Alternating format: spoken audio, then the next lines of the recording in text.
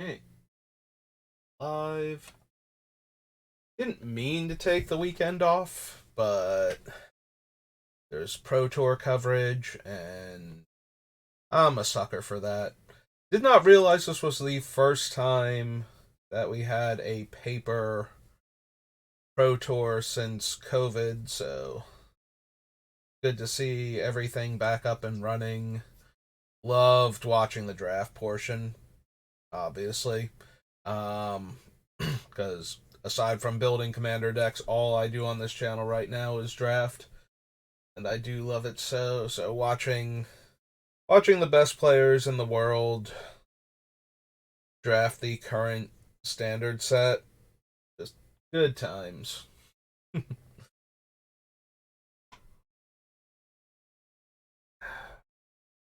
Also, weirdly enough, like maybe not during the Swiss rounds, but the top eight, watching the Pioneer decks play against each other. My God, Reed Duke. That game was his first one, like against the reigning world champion, where he started off down two games before you could like his best of five, and before you could start sideboarding, he lost the first two games, and then he sideboards his deck from the Xenagos World Spine Worm combo into just being a control deck with Hullbreaker Horror as the thing that you can hit off Indomitable Creativity. And so he manages to win the game there. And his opponent had like a bunch of anti-control stuff in there, and then we get to game four, and he casts the Indomitable Creativity, and it's like Marshall and Paul Cheon, I think, in the booth, and they're talking about how he's gonna like hit the Hullbreaker Horrors and be able to control the game, but that might not be enough. And then he hits the Xenagos combo, and we find out that he boarded it back in, despite the fact that the opposing deck has actually been pretty good. Not only like it's naturally good against the Xenagos combo with some of the bounce cards that it has and whatnot, but also the fact that it won the first two games before he could sideboard into the Hullbreaker Horror like portion of the deck. So we go to the last game, and then it's like when he casts Indomitable Creativity in the last game, it's like, okay, which did he go for? Like, even, like, nobody knows, and everybody's waiting. Like, literally, it's only Reed Duke that knows what he chose to do at that point in time. And then he hits World Spine Worm and the Xenagos again and wins the game. Also, that last round, I forget the guy's name, but he qualified. They were having a lot of like this guy's living like basically every Magic tournament hopeful's dream at this point. You know, you qualify in like you go through like the side events to qualify. You're at the Pro Tour, and you finish day one undefeated, and then you make the top eight at your first Pro Tour. Like this is almost literally every tournament player's dream. And now you're in the finals, and you're playing against one of the best Magic players ever. And your deck is highly favored in the like if you just have two people of equal skill level playing your two decks, your deck is like 60% to win or something, 65% to win any given game, and you just need to win three games. Unfortunately for him, he never got the strong opening hand that he really needed to, and he mulliganed a whole lot because of that. Like, there's a whole lot of, oh, he mulliganed very aggressively, but there are, like, the reason why his deck was so favored is because Reed Duke is very soft to the hexproof creature. Like the one that is still in that format that you can run that's like a one drop. It's the elf. Um, it's like the only boggle type creature that you could be running in the set or in the format, I think. And in game one, like this guy was one of like 8 or 9 cards in his deck away, like 3 turns in a row from just winning the game. So just because he had that one card and it couldn't get through for damage though. Reed just top deck ridiculously and everything was putting bodies in the way and he chained them together and wound up actually stalling the game just long enough to get the win. So, and that was the only game that looked that close, but that was also the only game where this guy actually had like his and he mulliganed to 5 that game too, and he missed killing Reed Duke by like a top deck. 3 turns in a row with like 8 cards left in his deck that could win him the game on the spot. Like 2 Griff Spoons, at least one of the fight cards and like 2 trampling cards, I think, or 2 of the fight cards and 1 trampling card. Like anything would have been enough to get him that win, and he just couldn't find it. But yeah, that was very very impressive from basically all of the players involved. Like, there's a lot of very good games of Magic being played, and it was very enjoyable. I do love the Pro Tour. You just get to see so many cool things Magic related. And then on top of that, at the end of the Pro Tour, we got the previews for March of the Machine coming out. I genuinely thought it was March of the Machines. Like, I thought that up until like a few hours ago when I suddenly realized that no, it's actually March of the Machine, singular. So apparently all of Phyrexia is one now on a unified front, and don't you worry none about Orabrass not getting along with everybody or Shieldred trying to backstab you. Nope, everybody's all in this together. Um, Definitely some of the crazier cards. Like there is the idea of showing enemies and characters with incredibly divergent um, thought processes, opinions, morality, all of that good stuff coming together against an external threat that is a problem for all parties involved. But we are getting some wild combinations. Thalia atop the Gitrog Toad is definitely the most out there. Like, most of the other ones I can kind of see. Like, I do not doubt the other particular group. Like, the Gitrog Toad is an actual monster, though. Like, I don't see it.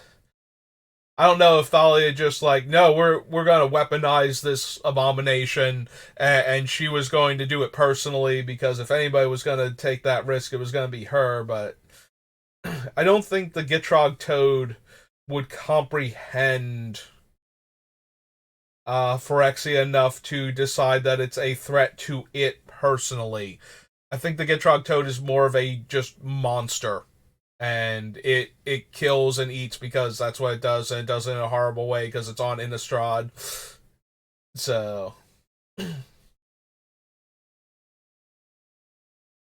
but yeah, the other ones though make a lot more sense to me. Like, Linvala and Drada, they've already teamed up once before. Like they've been on the same side.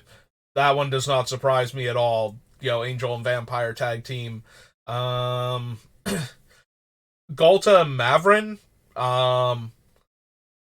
It seems kind of weird that like it doesn't seem weird for them to try and work together like at all. I could see because I'm pretty sure the dinosaurs, like the legendary dinosaurs on Ixalan, are like somewhat intelligent. Like not they don't communicate they don't have language or anything, but they're not full on animals either. Like they would be able to comprehend an external threat is coming that is more harmful than these other invading interlopers that the vampires represent, and so could be convinced to attack these things together. So the Galta and Mavrin one, I can kind of see. The Yargol and Voltani one is just silly. Like, I like that. It looks like Yargol's response just face rolled his keyboard and then typed ribbit at the end. Um.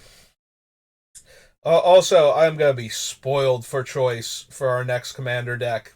Like, I've got ideas for Evil Heliod. Well, Phyrexian Heliod. Heliod was never good to begin with. Um, but yeah, Phyrexian Heliod. Corrupted Omnath. Looks like it could be fun. Like, building a 3-color plus matters deck. You get to run that stoplight thing from the new Capenna commander subset, the ones that weren't in the decks but were in like the set boosters and whatnot. So that could be a fun build. The way they're doing the Praetors this time around, like they're all getting a new Praetor card, and I'm guessing all of them are getting it, and each one of them is going to be like their backside is going to be their iteration of what the ideal for Phyrexia is. And so yeah, I'm expecting the other 4 to show up, just like Jingataxis with the transform and the saga on the back and everything. And Jingataxis is so dumb. Like, you can definitely build an interesting deck around him. But yeah, that was my takeaway from this weekend. So yeah, I didn't stream this weekend because the time I could have spent streaming, I either was intensely watching the Pro Tour or had it on in the background while doing other stuff because I wanted to listen to it. So, but yeah, good times. Genuinely enjoyed myself.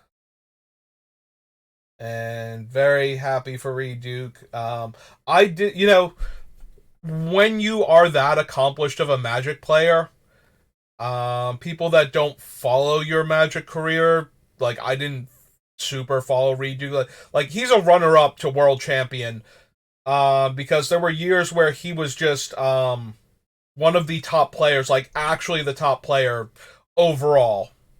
Like he did so well at the professional level that even without winning particular events, like he finished close enough that the way they calculated your rank to determine like who was the number 1 seeded player to get the invite to Worlds and or to the World Championship and whatnot. There were years where that was Reed Duke, even if he did not win. So the idea that he had never won a Pro Tour before kind of surprised me. Like I thought he had done that already. With all of his other accomplishments. Like, it made sense to me that he would have won a Pro Tour before now. So the fact that and apparently he hasn't had many chances to win one. Like, he has not been, like, top 8 at the Pro Tour fairly often. So yeah, him getting to, like, he's had a better chance of becoming the world champion up until now than he's had becoming a Pro Tour winner because he made second at the one world championship. But yeah, very very happy for him. Like very deserved. The other thing is, I would have loved to have seen the other guy win too. Like especially before I knew like without knowing Reed Duke had never won a Pro Tour, I kind of want to see the other guy win. Once I've realized that Reed Duke had not won a Pro Tour, it's like I don't care which one of them wins. Like either one of them, I'm gonna be really happy because The one guy's living like like I said, every Magic player that dreams of like becoming a professional player and being a tournament champion and whatnot. Like this guy was living all of their dreams, including mine, right there with that day one, and then top eighting, and then making it to the finals. Like, I would be, I'd be so excited and absolutely terrified to be in that position. Like, not because the terrified part actually comes from um not wanting to lose because I messed up because I was nervous and I would not be able to calm down either. Like I'd just be so excited to be there and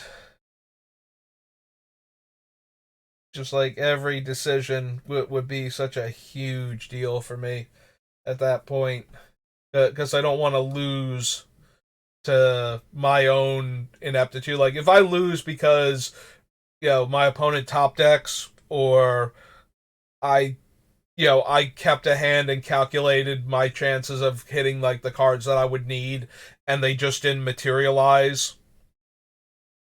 And sorry, I'm like stumbling on my words a little bit. Um,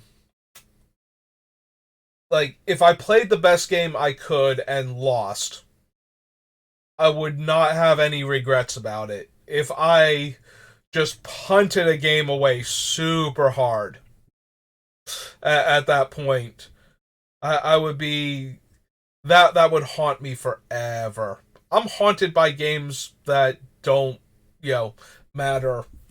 Like, I mean, when I say haunted, I mean like the lessons from those games are like something that still comes back to me when I'm trying to explain concepts to people that are like newer to Magic. One of my best ones is probably so back during original Theros, there's like a 2 mana 1/1 creature that whenever it had the heroic mechanic, but instead of putting a counter on itself, it put a counter on all of your creatures. It was one of the better aggro white uncommons. And I was on the play and I played it turn 2 and I didn't attack with it on turn 3 on an empty board. And I realized after I passed the turn that there was nothing that was going to kill it if I attacked with it necessarily, like as opposed to something that wouldn't just kill it anyway. Like, and if the opponent could kill it, they should kill it. It's one of those type of cards. So I wound up. So if you've ever had a player that's newer to the game or that's less experienced tell you that 1 point of damage does not matter, I got my opponent down to 1.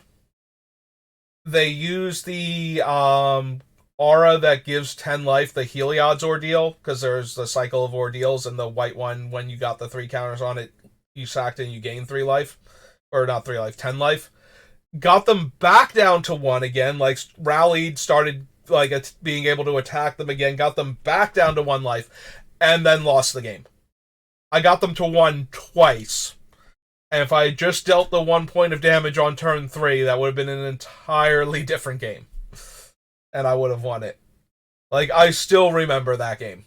Like, the most important parts anyway, not like how they got back into it, aside from the Heliod's thing gaining them 10 life.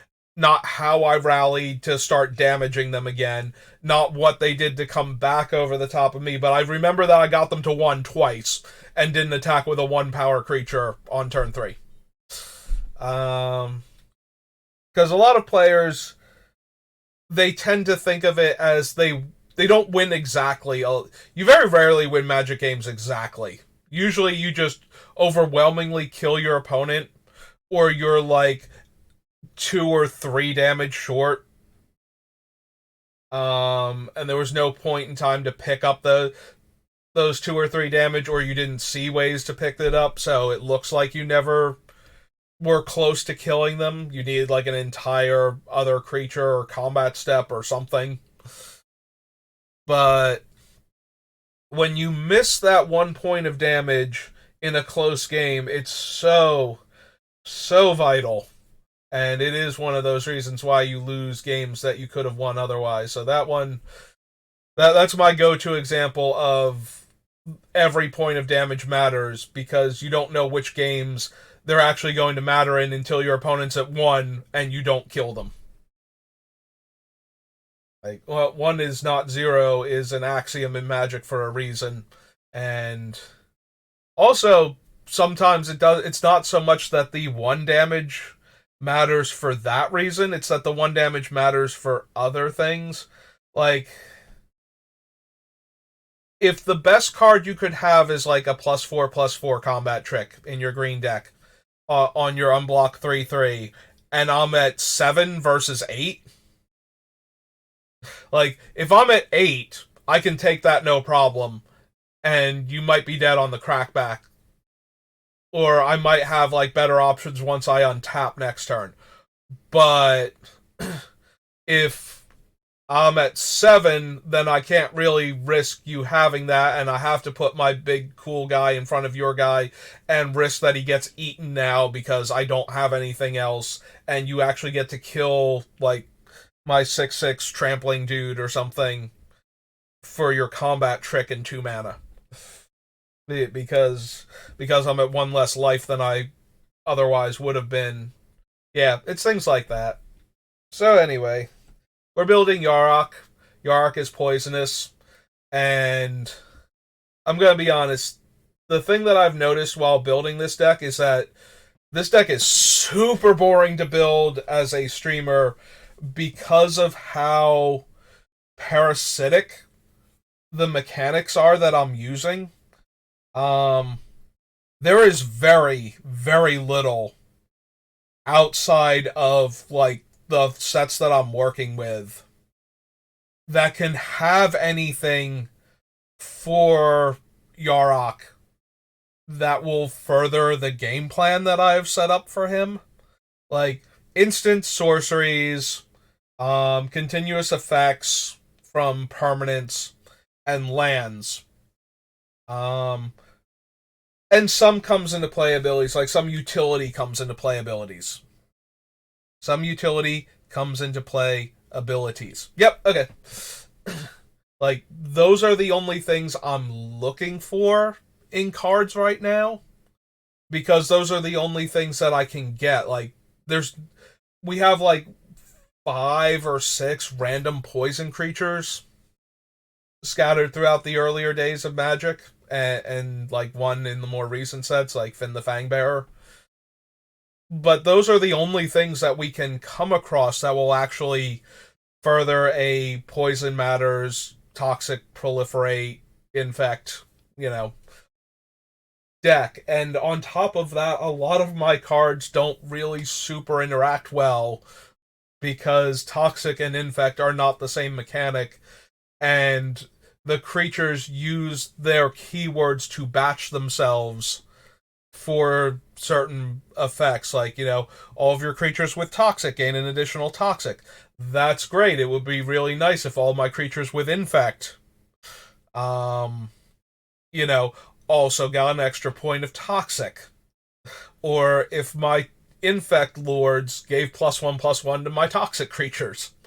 You know, I almost wish they had done that, but at the same time, I think that poison as a mechanic is too strong, so making the cards work well together, like, maybe it's a good thing that they're at cross purposes. I've said this one before while building this deck. Like, having them at cross purposes might actually. Let me get some water,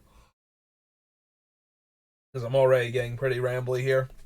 Having them at cross purposes really stops them from interacting at peak performance, basically. Alright, so let's see if we got anything for Ice Age, and I'll try to be a little more entertaining, because a lot of this is just me going, no, no, no, that doesn't do anything, no, no. And, wow, is that just so, so boring. Yeah, a lot of the creatures aren't going to do anything because they are, like, creatures with comes into play abilities start in, like, visions. Like Visions is the set where creatures really had. That's where we got Necrotal and Mana War and like two or three others. And the idea of creatures coming into play and generating a spell effect and then leaving behind a body is where creatures took a dramatic step forward in the quality of creatures. Up until that point, creatures were seen primarily as how you were supposed to win the game, and therefore were innately powerful because of that. And so spells were supercharged, and most creatures were underwhelming. And because the spells were so strong, the creatures couldn't do creature things, basically. You know, like, if one spell can shut down like 10 creatures, you know, Moat, Abyss, Wrath of God, Balance, all of these things that just like, yeah, your creatures are doing nothing to me. One for one removal was so powerful. You know, you spend like 5 mana on a Sarah Angel or like Dark Ritual into Hypnotic Spectre, and your opponent plays Swords to Plowshares or Terror on the Sarah Angel, Lightning Bolt on the Spectre. It's just like you just spent like 1, maybe 2 mana and killed my 5 mana play or my 3 mana play that I 2 for 1 myself to get out early. Yeah, no, creatures were so bad in early Magic. Nope, nope. Subtoad. Introduction of cantrips, which are another thing that I genuinely love. The idea of spells with minor effects that are cheap enough where you get to draw a card, or, you know, or decent effects that are slightly overcosted and you get to draw a card. Is there anything in particular we need to search for with this deck where Diabolic Vision goes like way up in value? What is that? Is that Beatdown? Is that what the Beatdown box set? Yep, okay. Oh wait, no, this is Diabolic Vision. I'm thinking of Limdol's Vault. Never mind. Yeah, Diabolic Vision is not the card I was thinking of. I was thinking of Limdol's Vault from, I guess, Alliances then. So, which I think we kind of glossed over when I was looking at Alliances because I don't remember even considering it. But yeah, like none of these cards are going to make the deck. Of Maggots, no. Chandland has tap target creature gets +2 power. This was a rare. Although what's throwing me even more is that Hot Springs was a rare. But we'll get to Hot Springs shortly, but Foul Familiar, Foxfire. Foxfire is the thing that untaps, yeah. Like a Maze of Ith on a creature.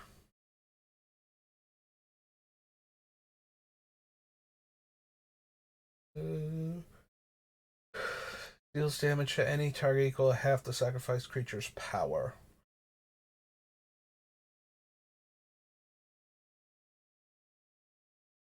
Nope. Nope. Gangrenous Zombies, Gaze of Pain, Glacial Chasm.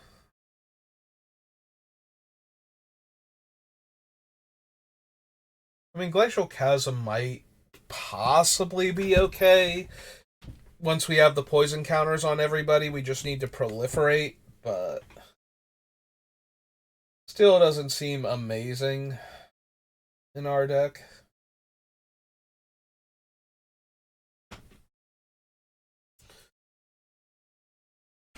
If we do run it, I have to count it as not a land because of the lack of mana production from it. Although we could run Urborg in the deck. I suppose we can consider it at least. So this is Glacial Chasm.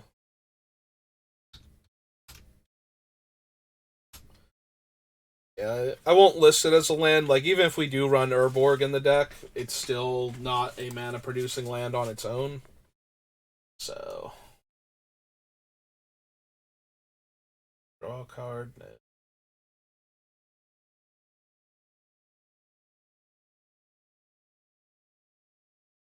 Yeah, there's Hot Spring. So the other one let you tap the land to to give one of your creatures +2 power and +1 toughness. This lets you prevent damage, 1 point of damage.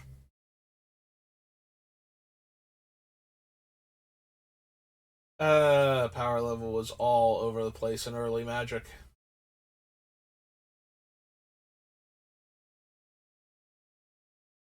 Land destruction. And if we did, we would certainly want things like the slime or ooze. I think it's acidic slime.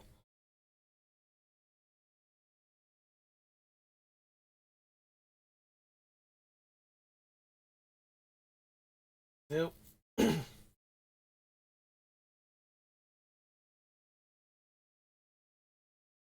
Happen mask. Mask is kind of interesting.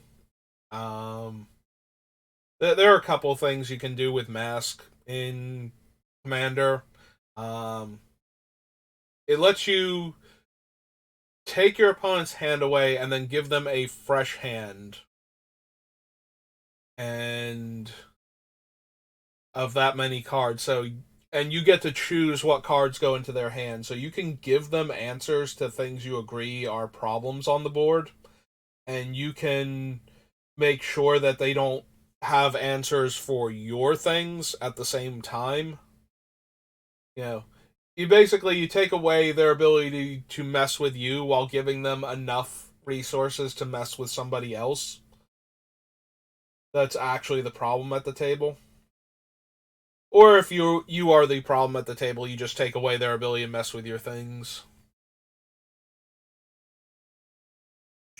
You do have to have the mask already in play for that sort of thing to work, though, because otherwise, you know, if they have ways to deal with your things, then they're going to have to use them either now because you played the mask and it came in tapped, or on the mask itself before you can use it.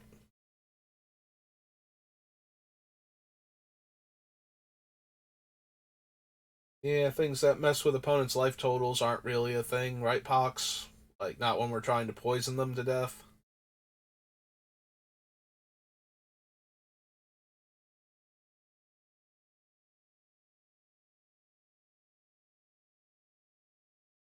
Devil, Snowblind.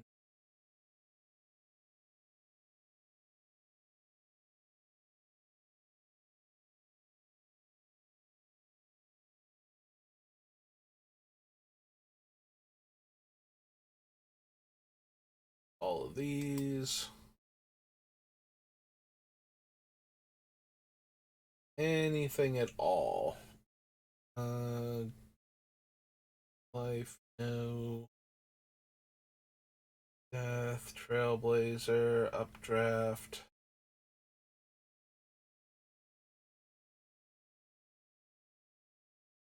Flying, no. Nope. Okay. Did not think so, but I don't think we're going to find a lot in most of the sets, so. Alright, so that was Ice Age. Iconic Masters, Ikoria Commander, Ikoria Lair of the Behemoths.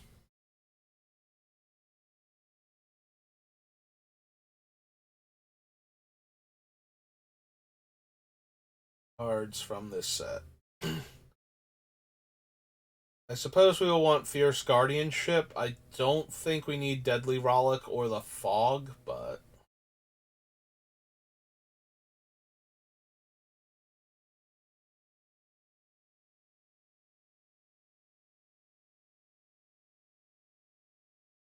alright, so Kazar is going to be the one that pairs with the blue black creature.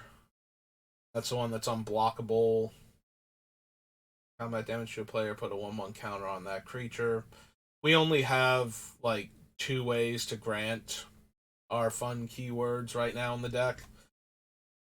And even if we put the other ones in there, I'm not entirely sure they would be all that good. You know, they're going to be auras at that point. I don't feel like running a card like Skull of Orm to get back dead auras, and we're not in white, so we can't. I was thinking of something like Muldrotha, where we could cast them from the graveyard, but Muldrotha is going to eat a removal spell so quickly, like almost every time you cast her, so.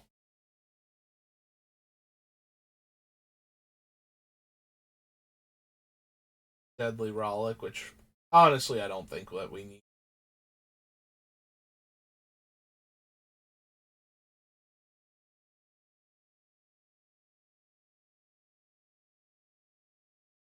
Cast instants and sorceries, it's exiled. There's Fierce Guardianship, which I do believe. What?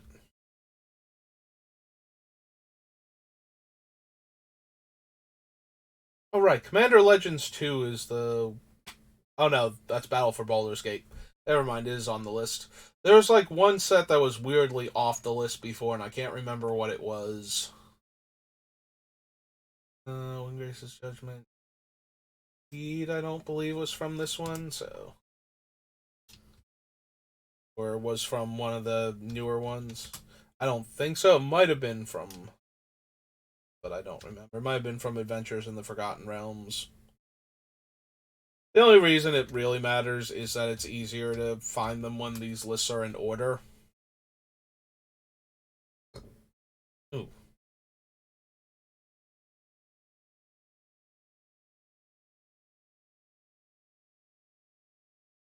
There we go.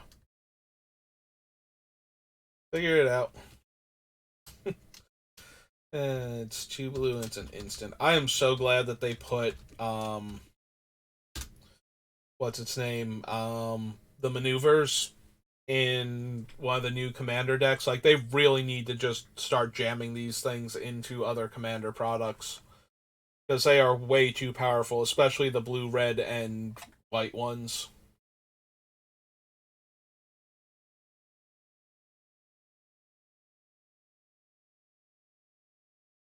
When a player casts a spell, if it's not their turn, that player draws a card. Yeah, it's not how our deck works, so what we're interested in.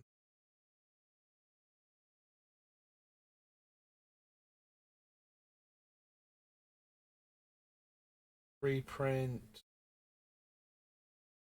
the first time. Cards.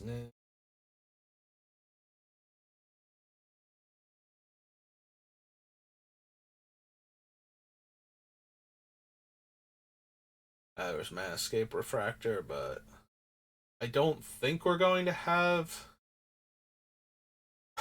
The one land that I would like to have another activation on most likely is going to be something like Karn's Bastion, and that's 8 mana to pay for the activations, plus tapping it and the Karn's Bastion, which are mana sources themselves, so it's effectively 10 mana to proliferate twice with those two cards in play, so don't super need it.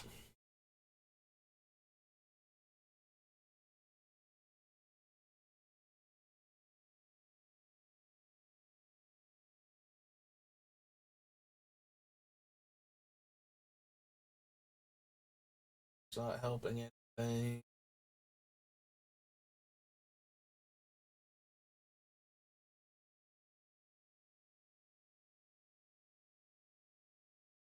Move a counter from target permanent you control onto another target permanent. I don't think we need that.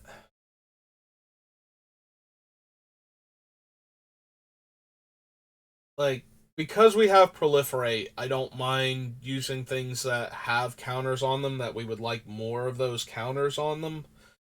But I don't think we have anything specific that I'm trying to put those counters on.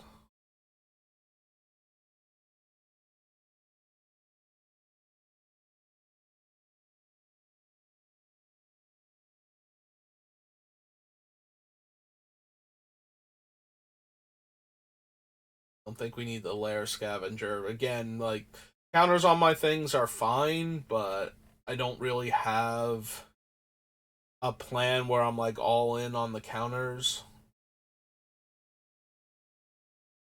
Yeah, it's the Mutate Lord, and don't really care about him. Portal Mage redirecting attacks. The various impetuses don't do us much good. Yeah, having us force our opponents to attack other players is good for us not taking damage, but with our game plan, the damage that other players are doing doesn't matter, so. Deals X damage to vials you choose among up to X target creatures, where X is its power, and then each of those creatures deals damage to it. It's a 3/3 with Devour 3. Nope. And has protection from the last chosen color. Eh. Like, it lets us give a creature protection from one of the colors that our opponent that we want to attack is playing to limit their blocking options, but that seems like very difficult a lot of the time to force damage through on our little infect creatures that way. I think I'd just rather have them be unblockable at that point.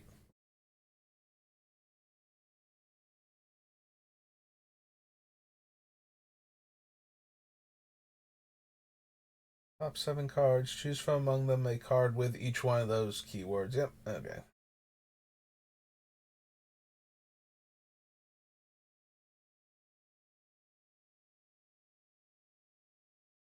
Ooh, don't need the Skullwinder.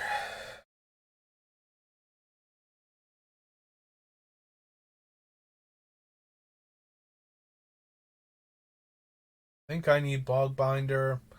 It does give out 2 hexproof counters, but I don't know that that's necessarily what I want.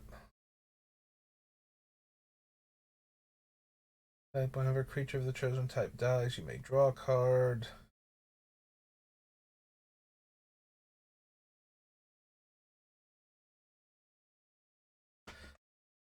Everything has flash, and opponents can't cast spells during my turn.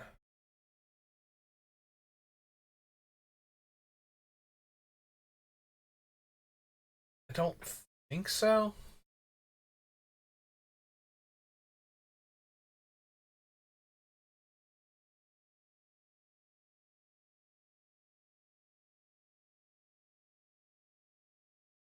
The Titan Hunter. I'm still considering Tidal Barracuda a little bit. Don't think I need it though.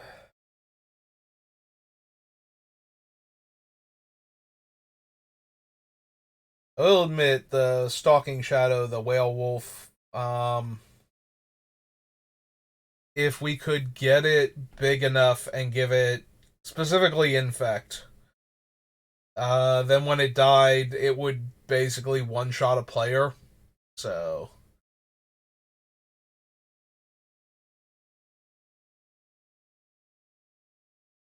I kind of feel like we want to get a little bit of poison on everybody and then just proliferate the entire table, though, to finish them off. So I don't think we need necessarily, and we would only be able to finish off one player. It's not like, we get to kill everybody. And it doesn't have a comes into playability either that we can exploit, so. Add 2 mana of any color. Whenever you cast a spell with X, you make a Hydra token. Nope. Alright, so that was the Ikoria Commander. On to Ikoria proper.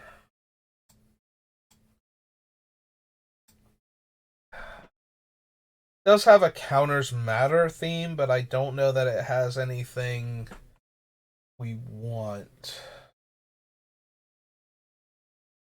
Reveal a creature or land. No.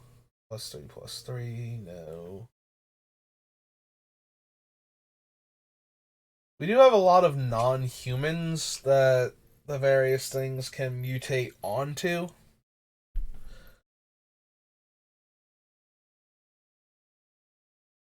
And if we mutate onto like the smaller poison creatures or smaller infect creatures, then we get a much bigger body out of it. So real quick, let's go to scars. Like, what are we looking at? We have Blight Mambo is a 1/1. Corpse Cur is a base 2/2. And is a 3/2. Icarats is a 2/1. Plague Stinger's a 1/1 flyer. Yeah, no, we can mutate onto a bunch of different things. Septic Rats, Corruptor, Blighted Agent. Oh no, Blighted Agent is a human. A human rogue Phyrexian. I didn't bother with Glistening Elf, but maybe with the mutate creatures, that might actually be a thing. So what do we have? We want like large bodies, preferably with somewhat cheap mutate costs. Creature mutates from the top of your library until you exile X permanent cards. X is the number of times this creature mutated. Put those permanents onto the battlefield. So maybe. So we go to Ikoria. So Auspicious Starix.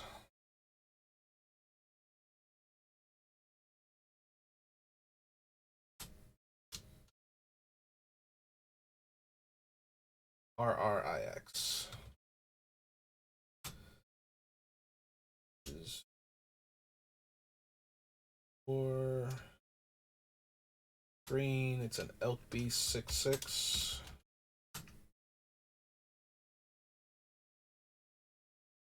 Dates for green 5.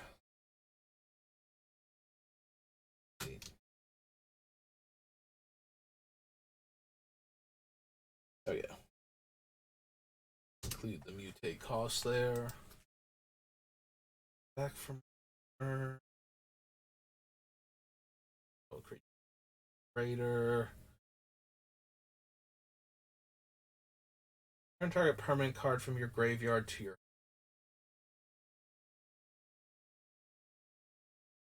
Yeah, maybe. Card lurker.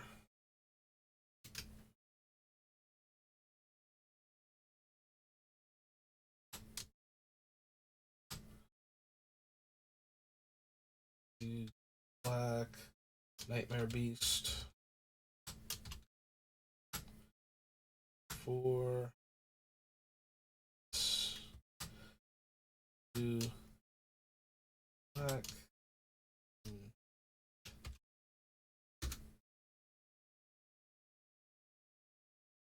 Yeah, I think Brokos might be one of the better ones since we can do it from the graveyard. So it's basically, while it's in the graveyard, it's a recastable aura for our creatures.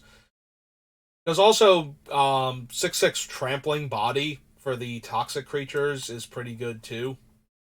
And he was the other option for the commander for this deck, so for those reasons.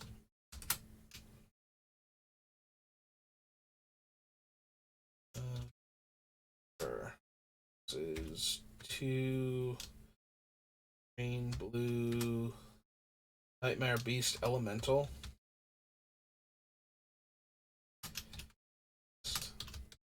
Soul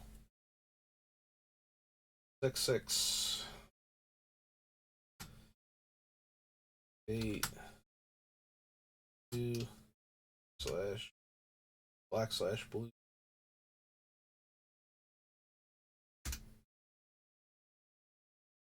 Yeah, out of all of them, I think Brokos has the best chance of making it into the deck because he gives trample. I also might be down for the rare bat that gives flying. Like the Starix and the bone horde creature have potential because they get card advantage on top of making our infect creatures bigger, but I think the actual evasion abilities are going to be more important. Like, I don't really care about the Cavern Whisperer, like, it has menace, but that's less of a big deal.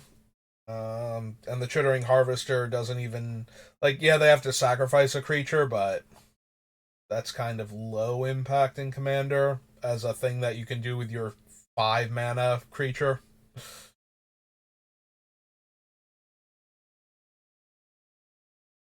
A card. Yeah, I don't think we need Chevelle at all. Um, Cunning Nightbonder. Yeah, Dirge Bat. That's the one. Give our creature flying, and we get to destroy a creature or planeswalker when it mutates. Hey, doesn't help as much with the stats, but actually giving out flying and being able to straight up kill a creature or planeswalker. It is only a bat. Given that we're on Ikoria, that's kind of weird. The oh, excuse me, 4 black. Like, it's very, especially since it is a mutate creature too. The Heron's a little bit less. Like, we're getting way more value out of the Dirge Bat than we would be out of the Heron by killing a permanent as opposed to drawing a random card. For 3 monocolored cards with different names and exile them, an opponent chooses one of those cards, shuffle it into your library. You may cast the other cards without paying their mana cost and exile Emergent Ultimatum.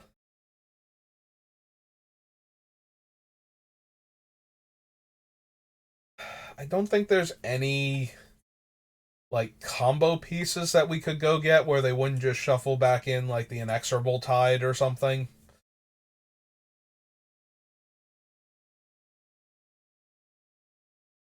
I don't think we need that.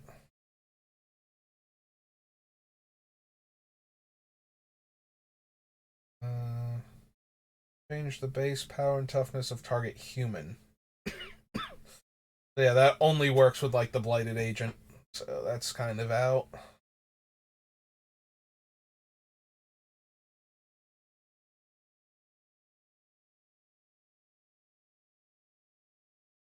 Ghostlings, fully grown.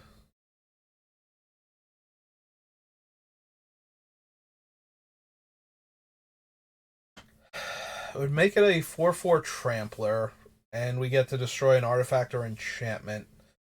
I think I'd rather just have the comes into play destroy an artifact or enchantment, though. It does help that it makes it a 4/4 Trampler. Brokoso is like so much bigger as a 6/6. Reach, and when it mutates, it gets 2 counters. Basically, upgrade our things to 4/5s.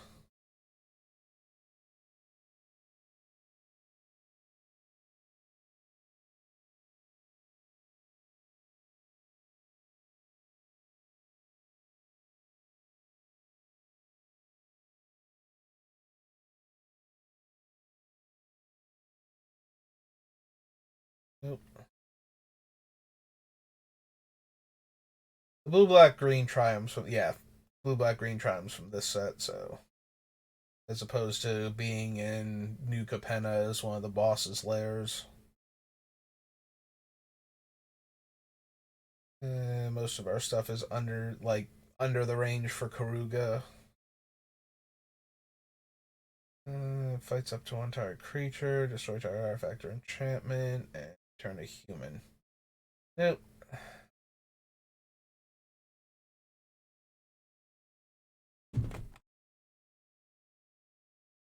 Mutate, search for a basic land. No. That. -2, -0, and loses all abilities. We can use this one. Brokos is return up to 2 permanent cards from your graveyard to your hand. Search your library for a card and put that card in your graveyard, then shuffle. So, Demonic Tutor plus get back a card for 4 mana at sorcery speed. Probably not.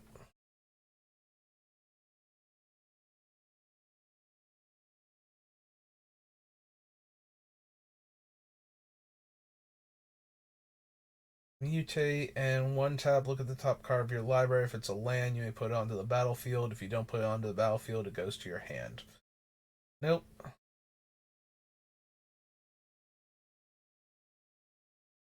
Mutates, return a creature opponent controls to owner's hand. No.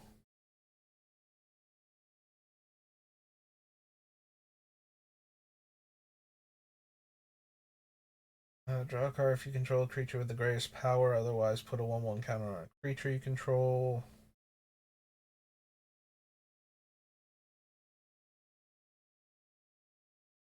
Nope. Combat damage. I can draw a card. Mutate and flash. No.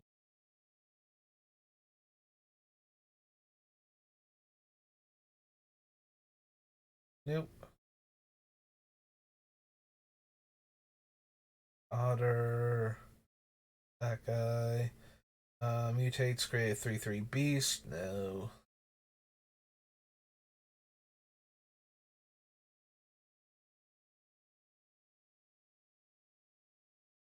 Nope. Counters a creature artifact, so no. That thing and Zagoth Triumph. Okay. So we found a few mutate creatures that were interesting.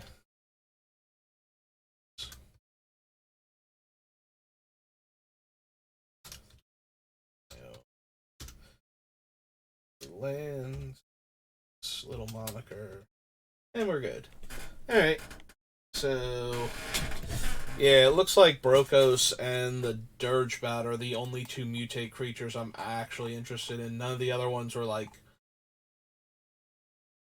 we had one other flyer we could have taken that would let us draw a card when it mutated, which is not terrible, but also isn't exactly what I'm looking for. But yeah, Brokos being able to mutate onto our stuff and being playable from the graveyard until he gets exiled seems okay for what we're trying to do. Onward to Innistrad.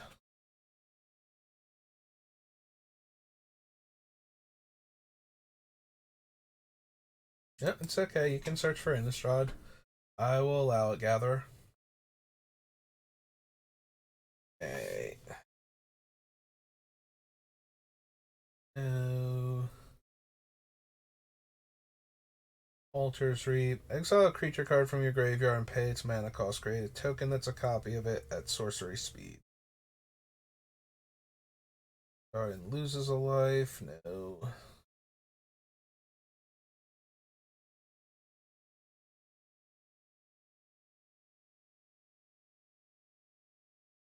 If a creature is human, it has lifelink. And put it onto. Oh, right. It's Caravan Vigil. I'm reading the text without reading the name, and I'm like, wait a minute, I remember this card existing.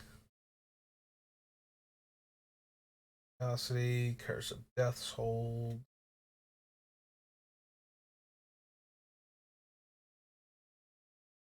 Break Ranger. Delve Secrets. Assistant.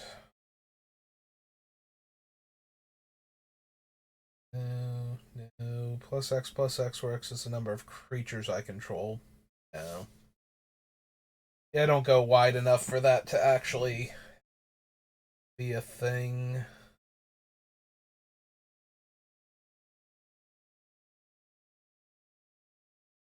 Get plus X until end of turn. Where and trample. X is the number of creature cards in your graveyard. Probably not. Township. Oh, the bone doesn't do much. Life, no.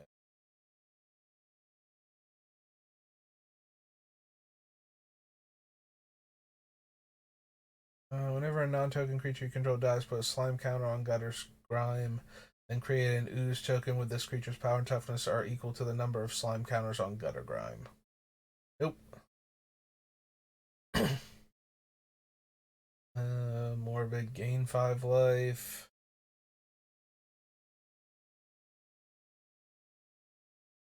Hexproof and unblockable.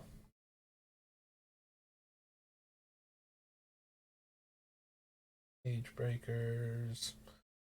No. Lab Maniac, no. Liliana, no. 2 cards at random from your graveyard to your hand. Nope. Whole bunch of creatures with no useful comes into play abilities or things we can do with our other cards to make them better or have them augment our things.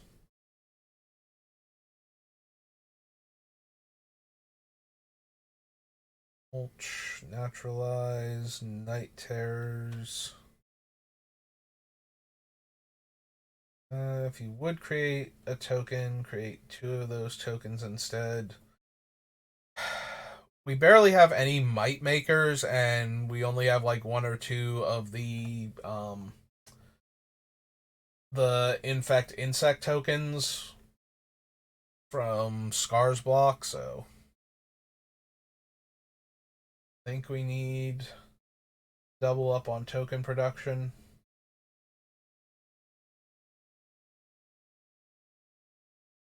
Planning on having a ton of instants and sorceries for the Runechanter's Pikes. Caster Mage.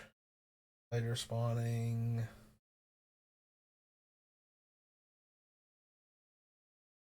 Think twice.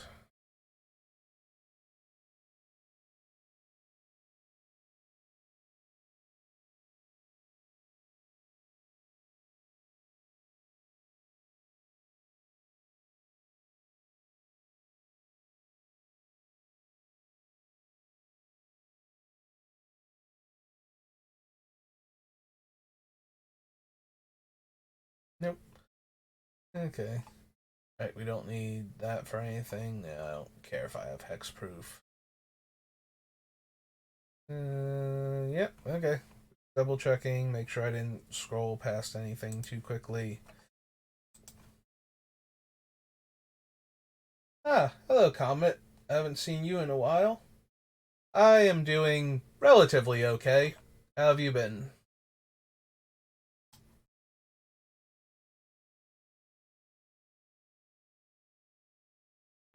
Let's see, that was Innistrad. So now we have. Alright, the 2 Crimson Vows.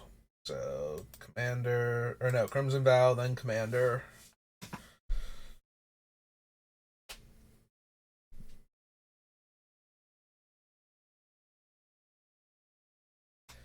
Busy in a good way or busy in a bad way? I'm sorry to hear that.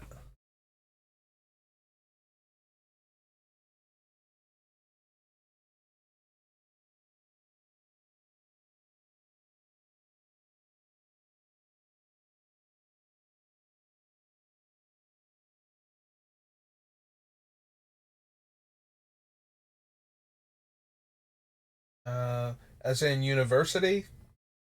I'm guessing that's what uni means.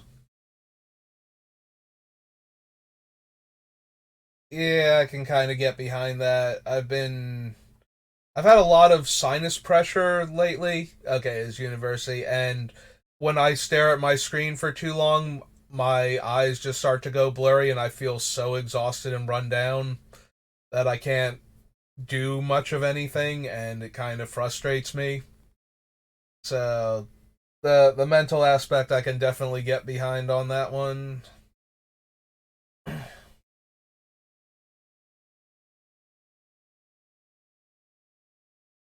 where you just kind of not happy about where you are with stuff.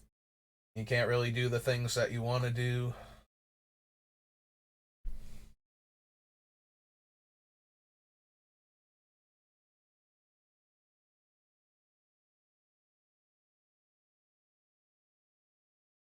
Let's see. Two counters on another creature, and then the flip side does like everything, but that seems highly unlikely.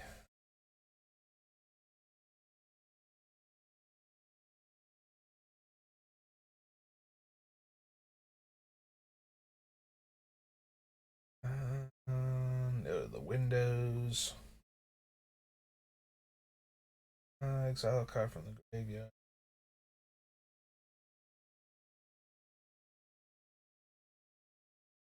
Hmm.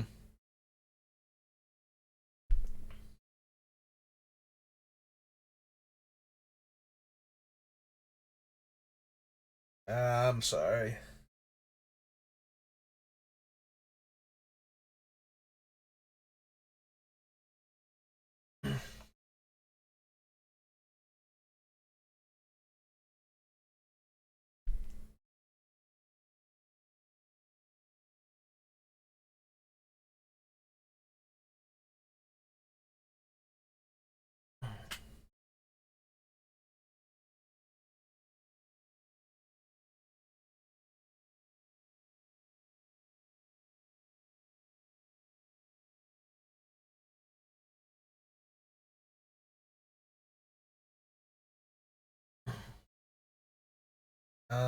Now that you're having trouble holding it all in, do you have anybody that you're close with that you can talk to about it? Maybe actually letting it out will help you a bit more. Like getting to talk to somebody about it. That way you just stop holding it all in all the time. That way you don't vent randomly to other people that you didn't want to because it's built up for so long.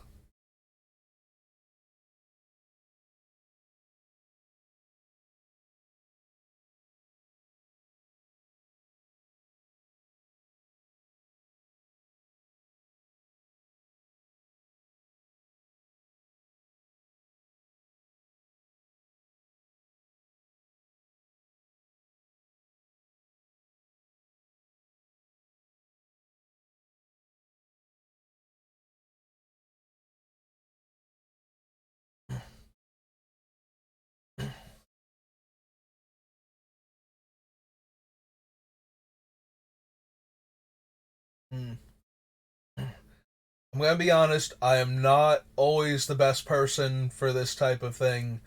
I also am not particularly good at um, expressing my emotional state in healthy ways.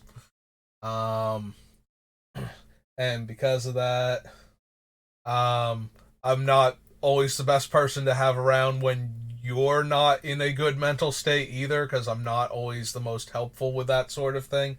I try my best, but I I don't do a great job. I have friends that had depression, and I like one of my long term friends was had a lot of depression, and when it got too much for him, he would shut people out. And I have anxiety and paranoia, so when he shut me out because he shut everybody out, and I didn't talk to a lot of his other friends at the time, I genuinely thought that I had messed up our friendship and that he just didn't want to spend any time with me. And so I kind of also shut down at that point. So him being depressed, I did not do him any favors by and not wanting to talk to me. Did not do him any favors by spending the early part of that basically trying to get in touch with him constantly and then backing off entirely. Um, so that was not the best way to handle that. So I always feel bad about that now because now in retrospect I understand what was going on, but at the time it's like I was very me focused on it and thought I was the problem and that he just didn't like me anymore and didn't want to spend time with me, and so I just kind of let it go. And then all of a sudden we like bumped into each other like a year and a half later, and he's all friendly and everything. And then I like got to know more of his other friends better, and then I found out that no, he just when he gets super depressed he does that, and I'm just like I can't. It's me, and my friends secretly don't like me. Like the paranoia really gets to me at that point. It's like my friends secretly don't like me, and they just wish I would go away, and they're too nice to say anything. So he doesn't want to talk to me anymore. So he's just shutting me out because it's easier than talking to me about anything. And so I internalized all of it as a negative thing on me, and yeah, that did not help either of us.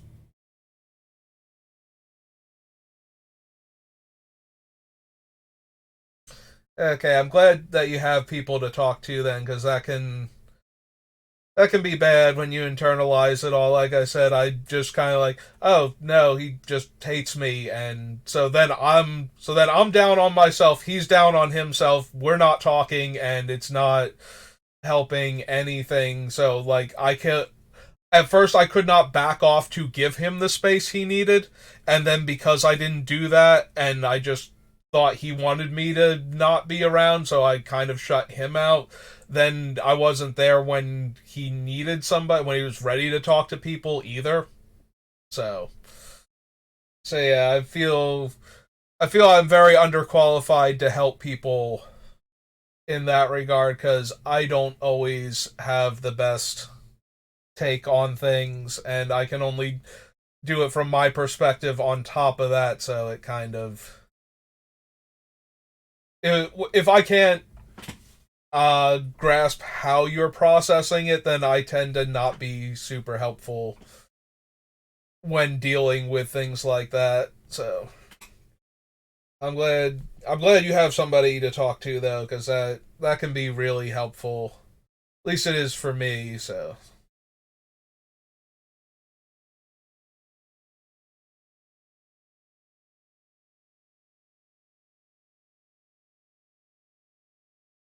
taps creatures they don't untap.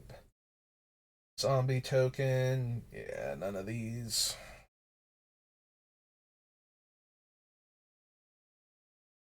No, most of my guys are too little for that thing.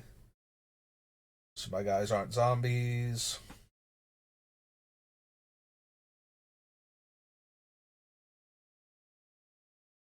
Hmm.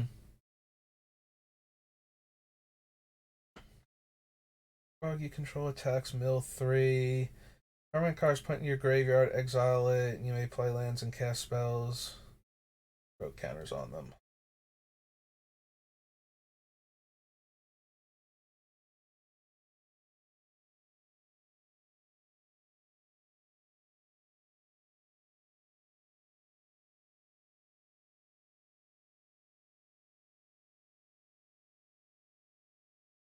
I think the last comment's kind of throwing me. You're on your way out though, as in you're done for the night.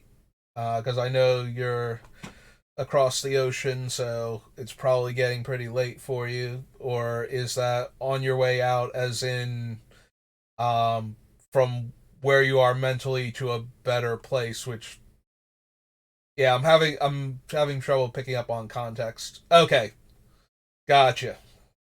So more of the second one.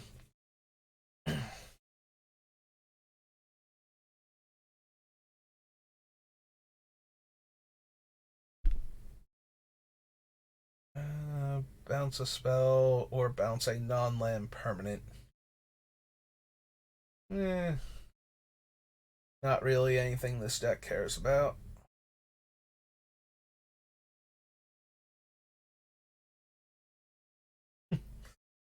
But it's a cast trigger, so Yarok doesn't double up on it, unfortunately.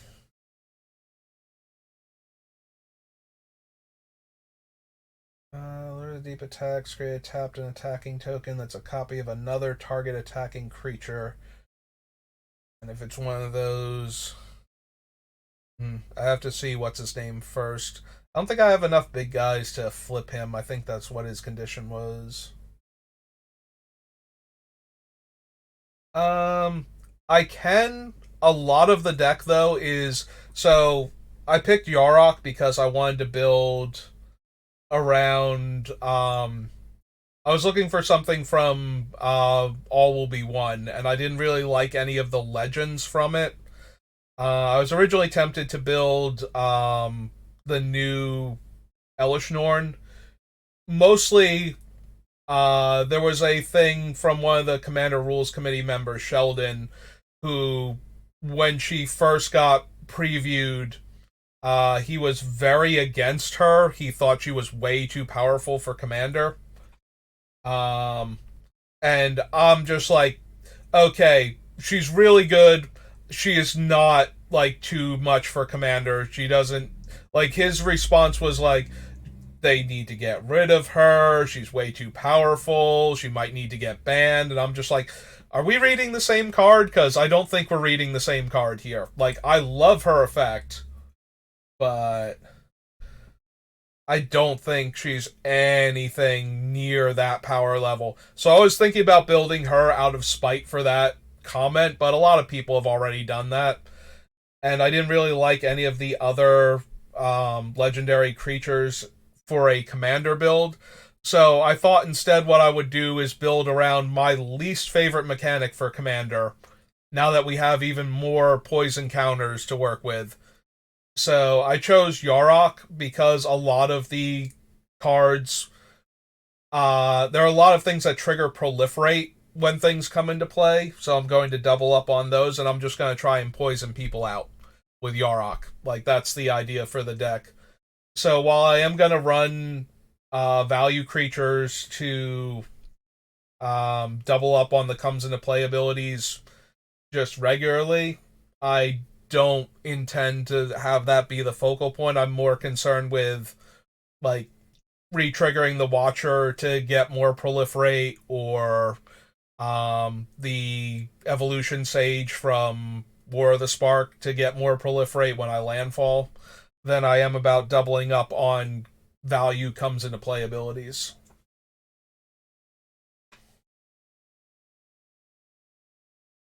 Oh, the blue one, yeah. Yeah, that thing looks silly for all your fun time walk and value spells.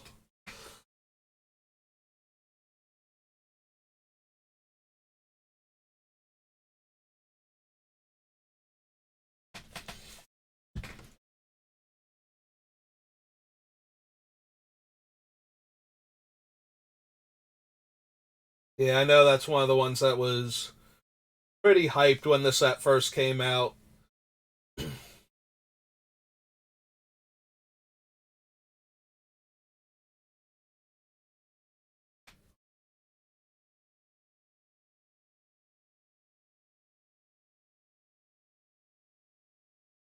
Yeah, not enough zombies. What do we get? Land gives us treasure, creature gives us an insect, and everything else a blood token. So not really.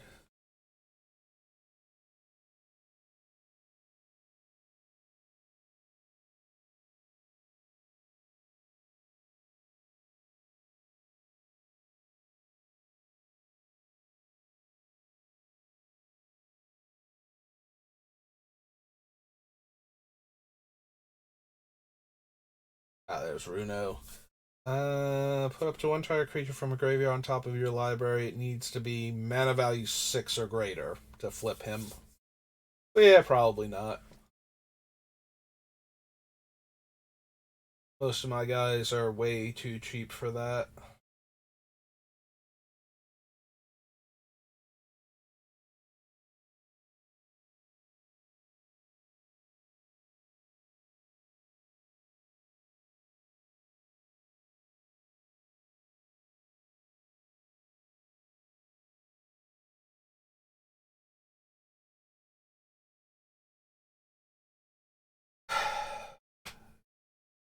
Speaking of high casting cost stuff, Yeah, I'm looking at Toxrol with the proliferate, just as another way to kill things quickly, and then I get a whole bunch of slug tokens.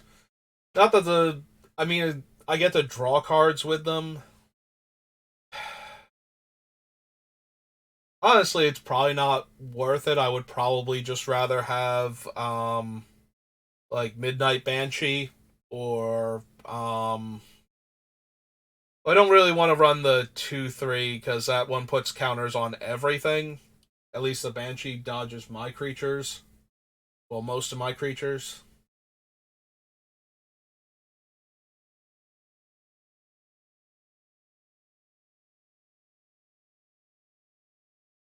Yeah, I don't think I want Toxrol.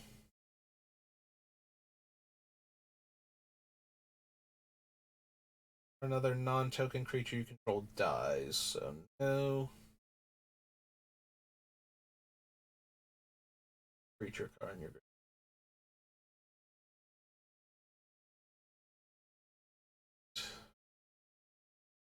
wedding security. Oh no, wedding invitation. Wretched throng. Yeah,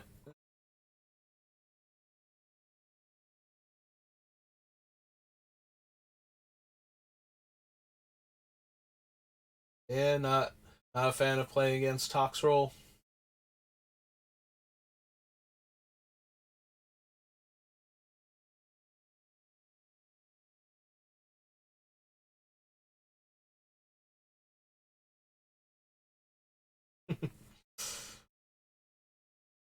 Alright, so that was Crimson Vow. What else we got? Midnight Hunt. So Midnight Hunt, Alchemy, and then Commander. So regular Midnight Hunt first. Oh wait, does that mean I think I just skipped over the Crimson Vow Commander? Have to go back to that one. Okay, we'll do both commanders at the same time. Top card can play lands and maybe creatures.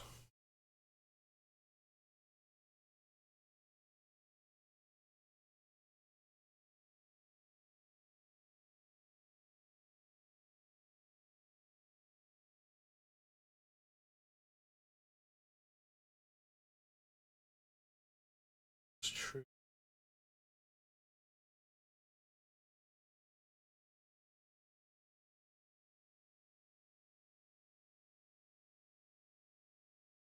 A token that's a copy of target non-frog creature, except it's a 1/1 green frog.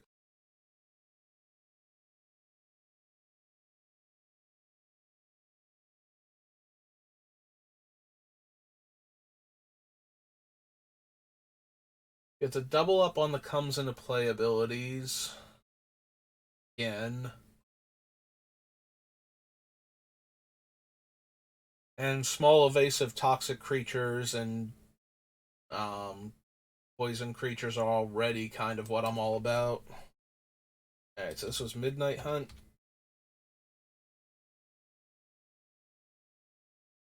Broken counterpart. Yeah.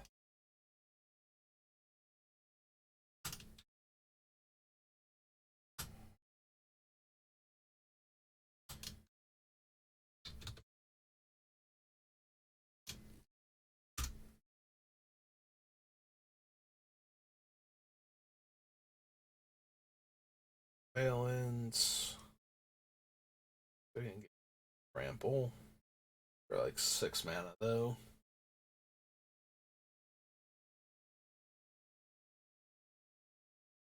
For each creature that died this turn.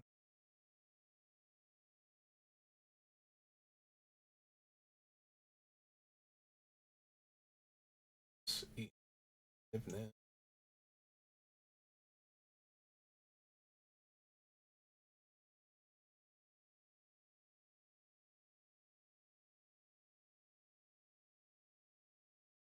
Nope. So no.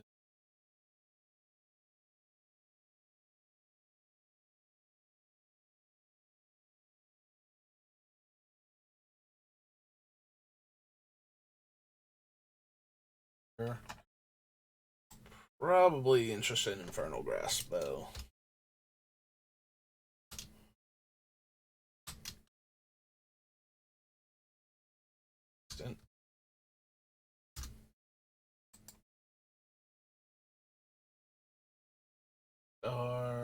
Jaren is human based, yeah.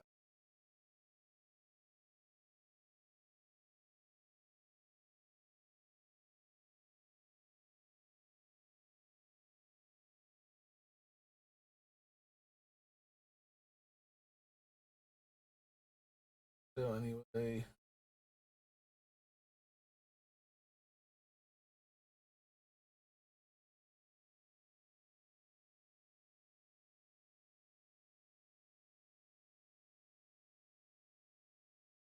sorry, Opportunist, I don't think this is the deck. Transforms into Hubris, becomes a copy of a creature card exiled with it, except its name is Oleg. 4/4, it's legendary. The 1/1 counter on equal number of creature cards exiled with. No, probably not. No, Outland Liberator.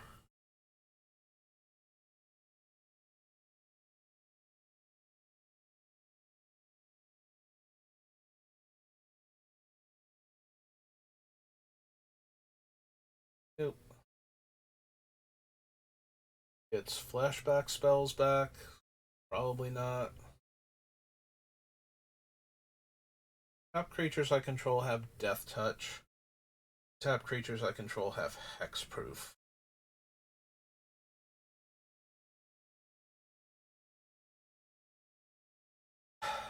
It might go well if I want to run Finn. A lot of my creatures don't naturally have Death Touch. Hey, we'll put her on the list just in case I decide I want to try and run Finn in this deck.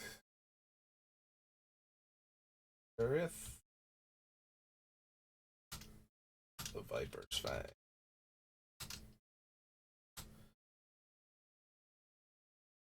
Green, Warlock.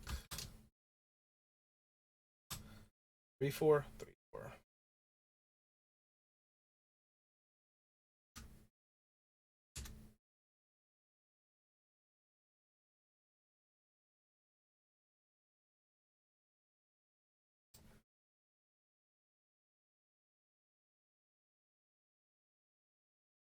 Sifters, no. Siphon Insight, no. Move 3 counters, return to owner's hand, leaves the battlefield, return 3 target lands from your graveyard to your hand. That, no, the Sludge.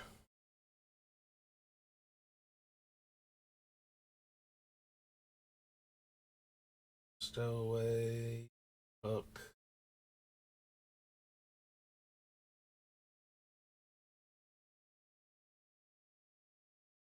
Oh, if I'm gonna run Zopa Drill or whatever her name is, probably want Unnatural Growth too.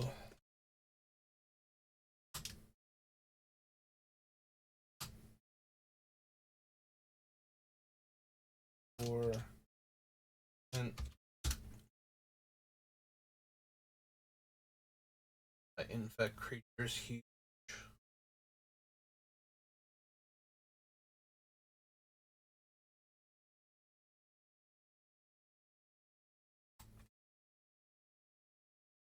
So real quick,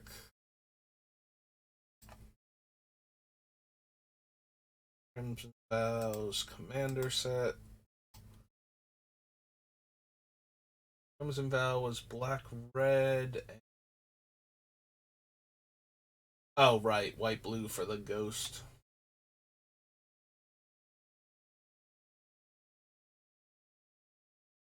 A lot of vampire stuff again. Death Touch and Lifelink. Whenever you cast a non-legendary creature spell with flying. Nope, most of my things flying. Deadly.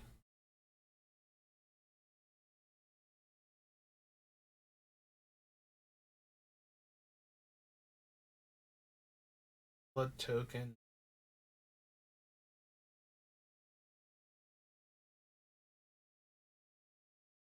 -X is the number of vampires I control.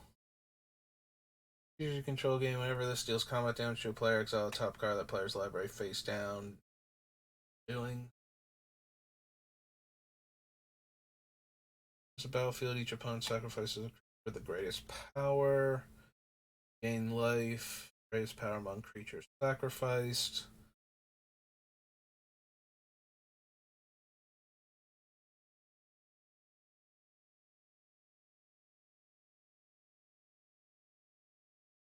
So based on spirits, no. That thing. Thundering Nightmare. Paired with another creature, each of those, whenever opponent casts a spell, put a 1/1 counter on it. Exile or another card and battlefield. Opponent exiles cards from the top of their library until they exile a land. Not really. Okay. Crimson Vow. Midnight Hunt. Third one.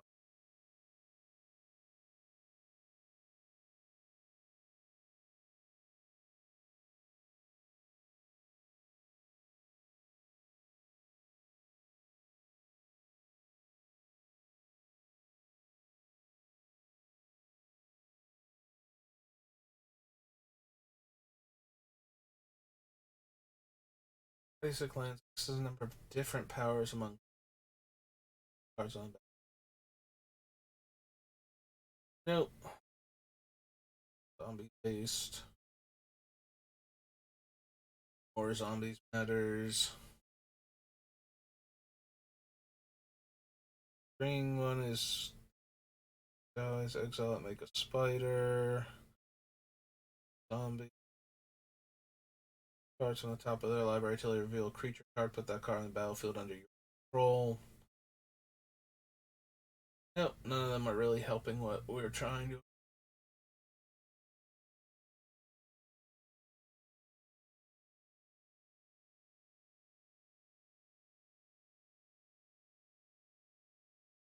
Another creature you control dies, investigate. Sacrifice a token, surveil one. Nope.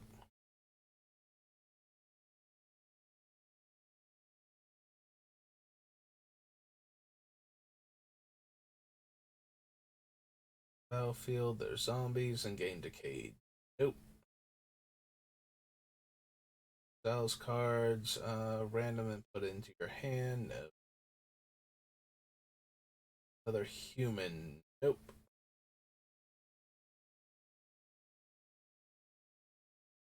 For 1/1 counters equal to the amount of mana spent to cast it. Remove a 1/1 counter from it.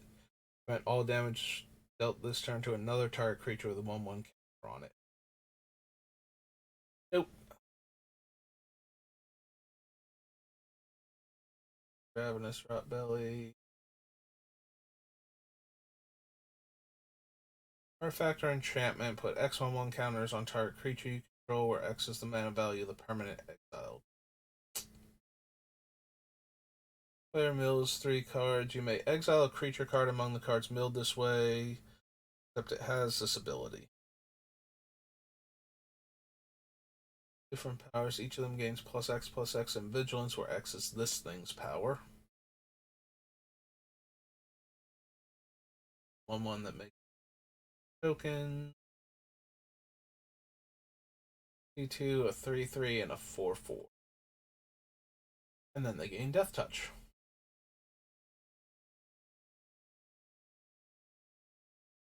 I made more Might tokens. The Death Touch might actually push it into consideration.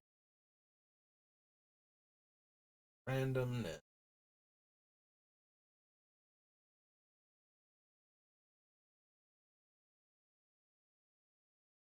Target creature double the number of 1/1 counters on it. A creature card of their choice from their graveyard onto the battlefield under my control. Range control of 2 target creatures you don't control. Yep, none of those. Had decayed, make a. If it didn't have decayed, make a 2/2 zombie token with. Hey,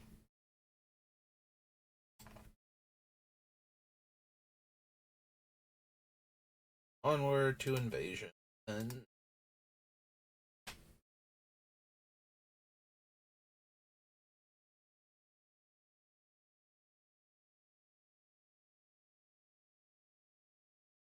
nope. That. That one. Choose two target creatures controlled by the same player. They sacrifice one and bounce the other.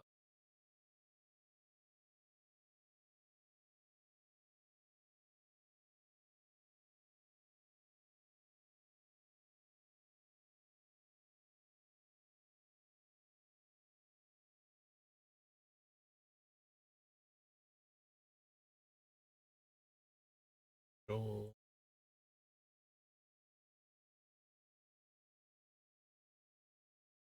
Choose a card name other than basic land. Top 7. Exile the rest. Nope.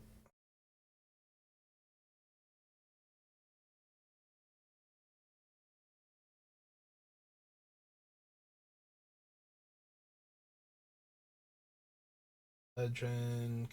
Creature spell. Old Factor Fiction.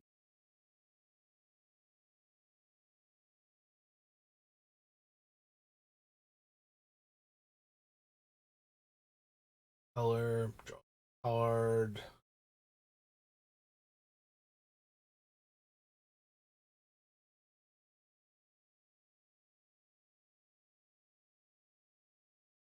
New.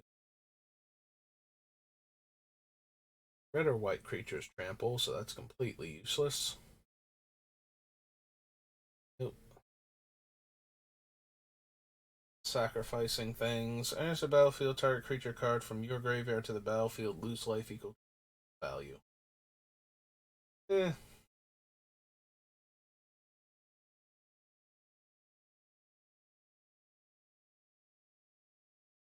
Portal.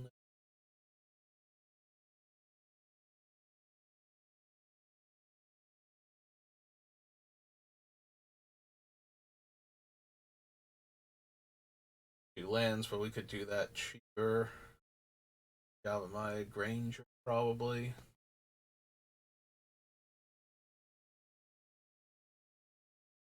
Token. Uh,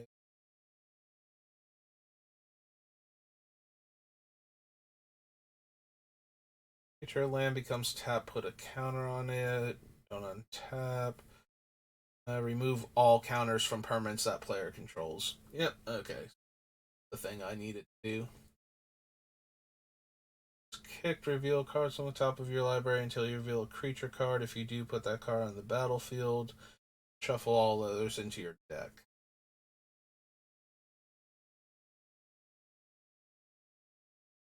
That's 3 green and 4 for that effect. We wanted to copy it. Most of my guys are little and on the cheap side, though, relative to normal commander decks, so I think we need that.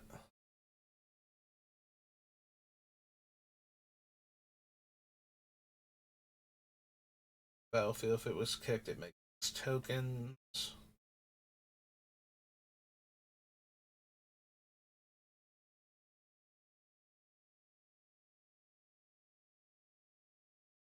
Nope.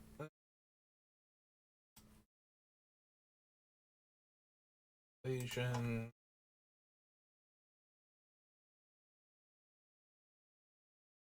Ixalan.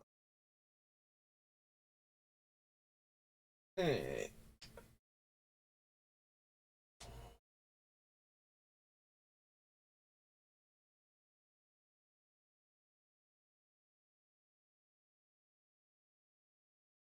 Adaption, choose a creature type.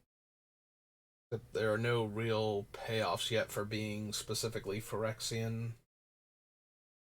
So turning my few non-Phyrexians into them doesn't super help.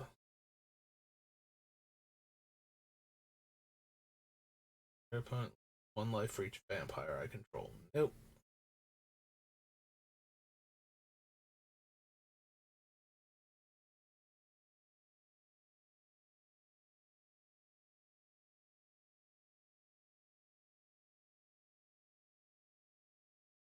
Galleon.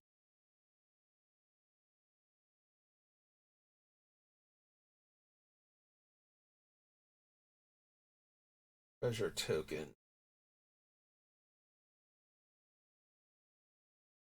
Nope. Block, no. Some merfolk spell, no. No. Nope.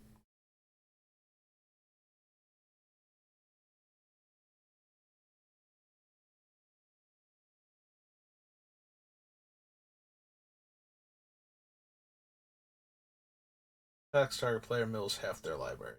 Nope. Growing rights. Blocked. Hostage taker.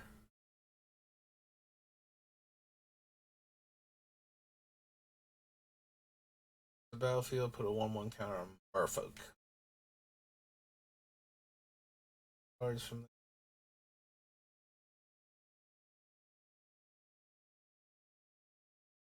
doors. Opponent may search their library for a basic land and put into play tapped. Yeah, definitely don't want to double up that one.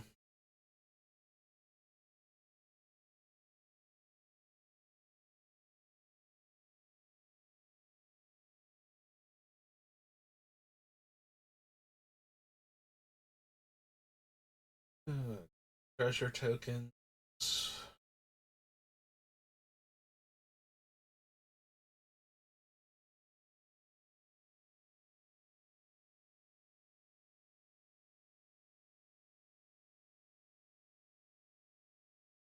Treasure.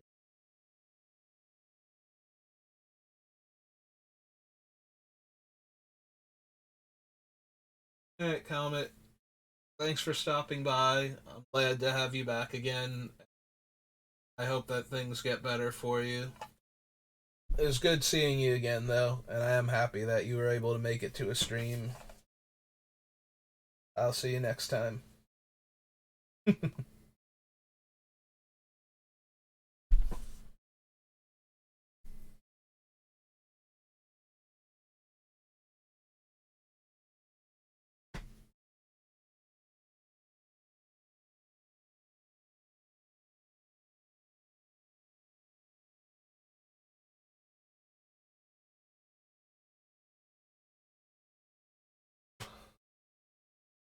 That enters the battlefield with a counter. Next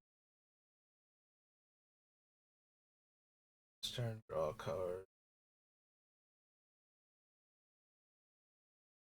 The number of cards in your hand, no maximum hand size, enters the battlefield. Draw a card for each creature you control. Yeah, probably not. Treasure map, no. Choose a creature type. Creatures you control get +1/+1. Whenever you cast a creature spell of the chosen type, draw a card. Yeah, I don't make a lot of tokens. And buffing all my Phyrexians would work for all of the things. Yeah, I might actually want Vanquisher's Banner.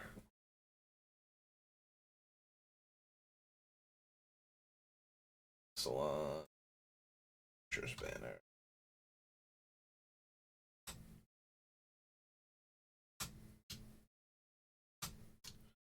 5-drop artifact.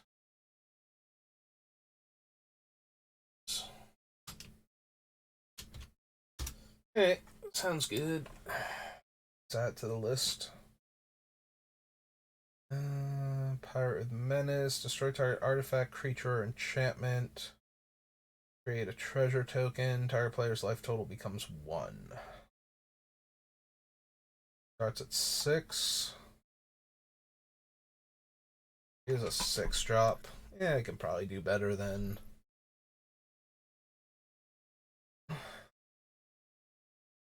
Land you control, it's an elemental.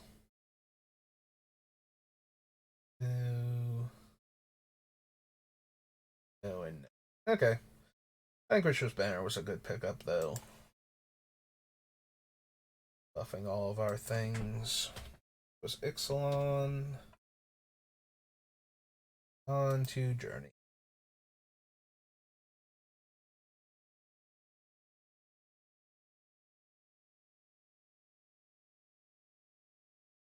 Player's Graveyard. Touch X-Proof. No. No.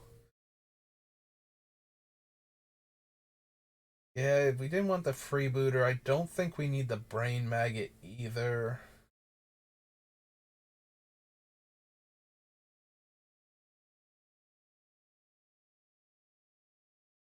No.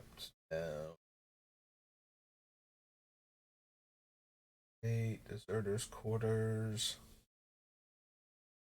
Discard a non-land card, search your library for a card with the same mana value, and put it in your hand. Nope.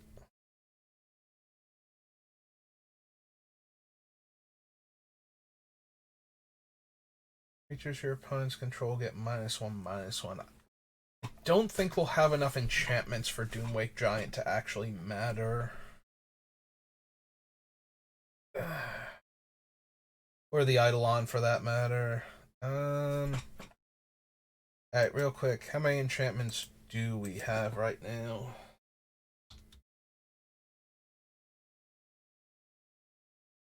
One that I'm not even sure if we're playing. 2. Oh wait, we have 10. Juliet and a Sanctuary, Pernicious Steed, Phyrexian Arena, Inexorable Tide, Palace Siege, As Foretold. Yeah, I'm not even sure if all of those are gonna make it, so don't think we want the constellation creatures just yet. Unless I can find some other good ones.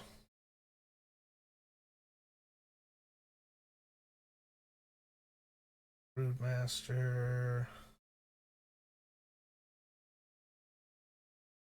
Trample. Nope.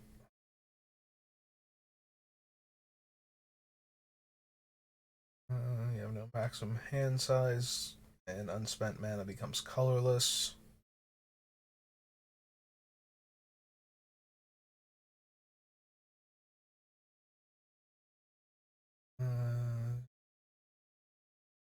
A creature card from a graveyard's owner makes a enchantment snake token with Death Touch. Nope.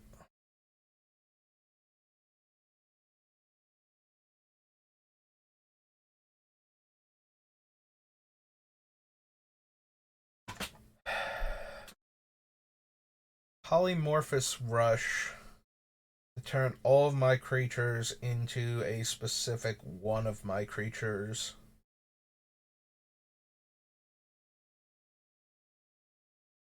And it would target them for the Rot Priest.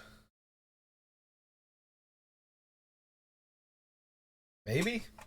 Actually. So are we? We're on Journey into Nyx.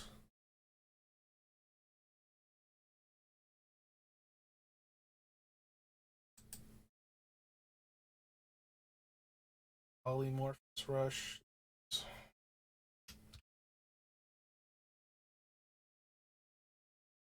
Surface.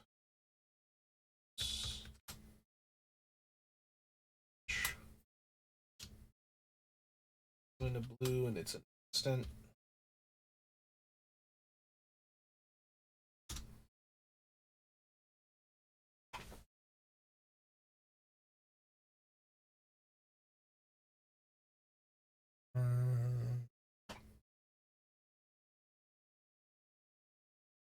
A pull from.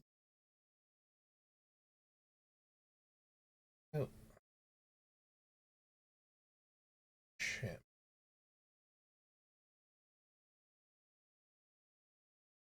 Bounces an enchantment each turn.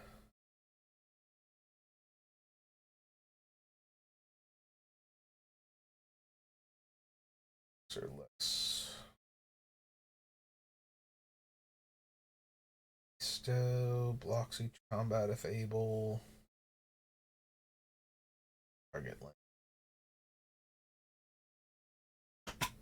Plus X plus X. X is the number of creature cards in my graveyard. And another player mills 2 cards. Each opponent discards a card.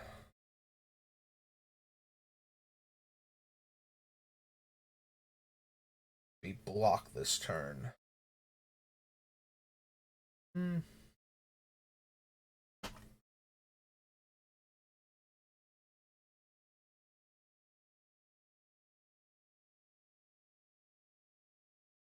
Alright, so that was Journey. Time is starting to get late and been on for like 2 hours. Yeah, I think that's good enough for today then. I'll probably be back on again tomorrow to work on this deck for a bit. But I've got work in a little while, so I'm gonna call it there. So thank you for watching. Thanks again to Comet of Legends for stopping by. It's good to see you again, and I will see you all next time. Have a good rest of your day.